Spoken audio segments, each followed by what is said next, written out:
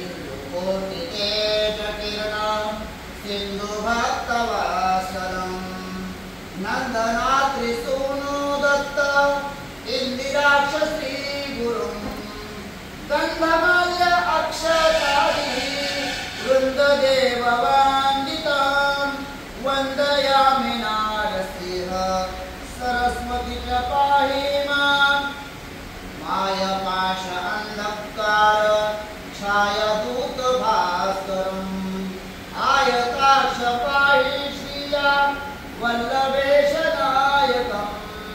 सेव्य भक्त वृंद वरद भूयो भूयो नमाम्यहम् वन्दयामि नारसिंह सरस्वती च पाहि माम् इत्तजादि वरद षटक मत्तवारणाङ्कुशं तत्त्वसार शोभितात्म दत्त श्रिया वल्लभम् उत्तमावतार भूत कर्तुभक्तवत्सलं वन्दयामि नारसिंह सरस्वती च पाहि माम् व्योम आप वायु तेज भूमि कर्तुमेश्वरं काम क्रोध मोहरहित सोम सूर्यलोचनं कामितार्थदातृ भक्त कामधेनु श्रीगुरु वन्दयामि नारसिंह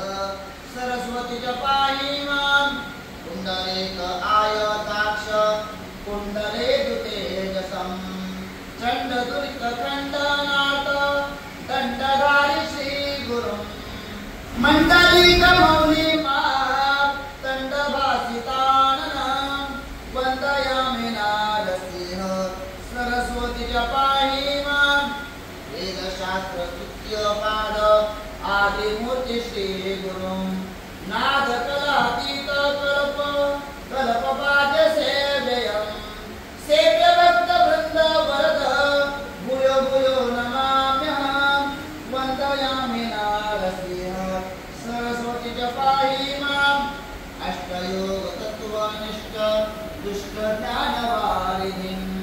कृष्णवेणि तीरवार पंचनदी संगमं कष्टदैन्य दूर भक्त तुष्ट कामदायकं वन्दयामि नारसिंह सरस्वती च पाहि माम् नारसिंह सरस्वतीय नाम अष्टमोक्तिकम् आरुकृत्य शारदेन गङ्गाधराख्यात्मजं धारणिक देव दीक्षा गुरुमूर्तितोषितं परमात्मनं श्रिया पुत्रपौत्रदायकं वन्दयामि नारसिंह सरस्वती च पाहि माम् नारसिंह सरस्वतीय अष्टकं जय पठेत घोर संसार सिन्धु कारुण्यास्य साधनं सारज्ञान दीर्घ आयु आरोग्यादि संपदा